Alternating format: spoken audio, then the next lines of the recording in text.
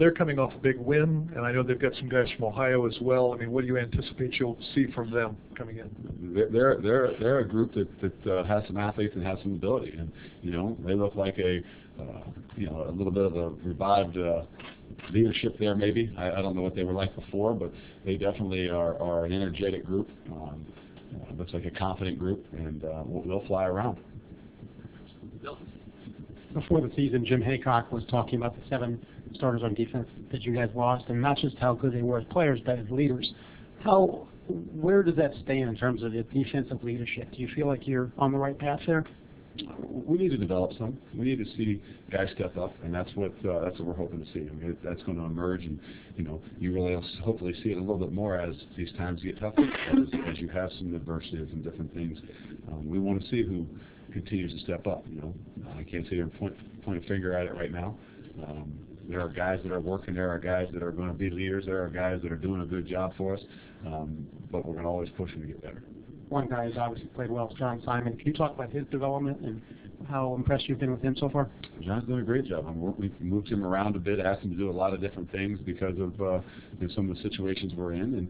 And the thing about John is he's a guy that is going to be there working every single day. He's going to get better at everything he does. He's a great example for the other guys on the team, and that's what we want to make sure we continue. Luke, is there ever a situation where getting an athlete playing time is not the most beneficial thing to their development overall? Are there situations where guys can learn more by practicing or watching? I don't know about it in football. You got to get out there and do it to do it. I don't know what you're exactly referring to, but maybe you're talking about some of those NFL guys where they say there's a quarterback that is best off he sits for 2 or 3 years to learn. Maybe at 24 years old or 23 years old or something, but in a lot of what we do in our experiences, that's why we put our guys on the special teams as freshmen. Hey, we want you out there playing. You make a couple tackles, you'll feel a lot more confident. We'll have a lot more confidence putting you in too. So it's about playing, and that's why we got to get guys a chance to play. So at least in your experience, there's never been a college player who's been stunted because they were thrown in before they were ready? Not that I know of. Okay. Luke, I know you're still a couple of ways out from getting Dan and DeVere and Mike back, and I know you're only focused on the guys that you have. But I'm curious, how are you keeping those guys engaged for what will be a couple weeks when you do get them back? How are you handling them in practice? How are they taking not playing? They've all been really good, and they've all done a great job. And they've been great leaders, just scout team-wise, doing the different things. Been very positive, and we'll need them to continue that. Luke, you say you're going to use practice this week to evaluate the quarterbacks. Just to be clear, is this still a 2-quarterback situation, or is Guyton and Graham, are they in the mix? Yeah, we'll probably get a lot more reps to all those guys. I don't know how it'll work out exactly how many reps I'll get today. I'm going back over to take a peek at the schedule of how we have it divided up, but we'll have a better feeling of how things are handled today. Luke, right here. You've made a couple references to how you're handling this. It's stomach-churning email that you got. What was the other one? Buck stops here. You've never had to deal with this before as an assistant coach or as a player. How is this week different than last week, and certainly different than week 1 for you personally? It's emotional. They know how you feel. They know, it's not like I'm going to hide my emotions from them. But you got to move on. And, it's just, you got to take it a day at a time. Anything like you asked, if you try and look 2 or 3 weeks or 4 weeks down the road, or where you're going to be at this time, to me, that's when you kill yourself. So it's that every single day, just trying to focus on that day, having some patience with it, finding ways to get better, and see yourself getting better as a team and everything that you do. I think that's where, that's where it's been most difficult, but that's where we are right now. Two more questions. Go ahead, Tim. Yeah, Luke, Colorado looks like he wants to sling the ball a little bit. Your corners had some challenging times the other night, made some plays also, but where do you work defensively to get the confidence back on that group? We work everywhere. We work at doing what we do, and they're going to get challenged. We know that they're going to get challenged each and every week, and they'll sling it around. They'll run the football too.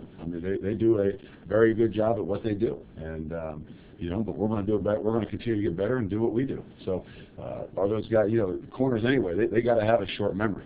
You know, so if they lack confidence out there, they won't be out there quite as long. So, you know, that 17 hours is over with, and we, you know, we're going to figure out how we get better from that. But we're going to move on and make sure we're getting better at what we do.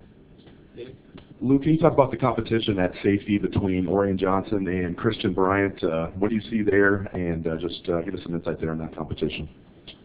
Well, I think we got to do a better job at rolling some in there. I think that's what we've talked about is, you know, guys got to be fresh. And I think that's one thing that we ended up seeing in the game Saturday night. Is it an emotional thing? Is it, you know, is it all of a sudden you get scored on so quick and you're shell-shocked and you look slow, you look a little bit heavy-legged, you know, you wish you had some guys you could roll in. Defensive line-wise, we do a pretty good job of it. Linebacker-wise, we don't do a really good job of it. In secondary, we don't do as good a job. So, you know, to have those three guys we know we can roll in, I think we just got to do a better job of rolling them. Luke, it looked like Andrew Sweat was favoring his knee at the end of the game. Can you give us an injury update on him, Adam Holman, anybody else that got dinged up again? Adam had surgery on Monday. Andrew's just like most guys, and he's dinged up. He's got some things, but you know, I would imagine he'll be fighting through it and continue to get better.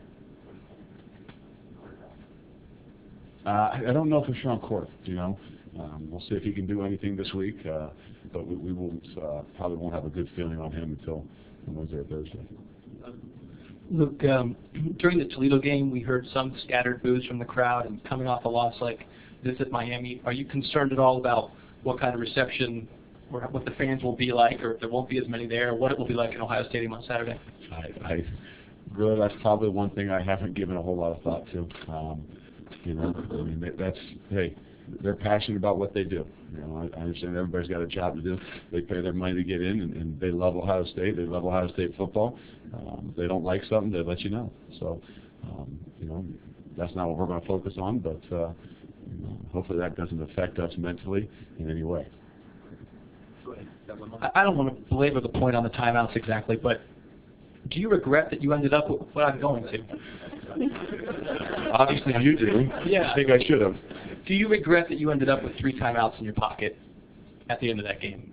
Well, if we were within striking distance, then I would have liked to have had them. Do I regret anything?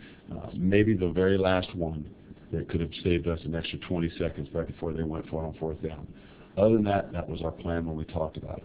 Do you feel like 17-6 was still striking distance, though, when you were down 17-6? Yeah, indeed. We felt like we needed those timeouts if we were going to get the ball back to be able to have a chance to score twice.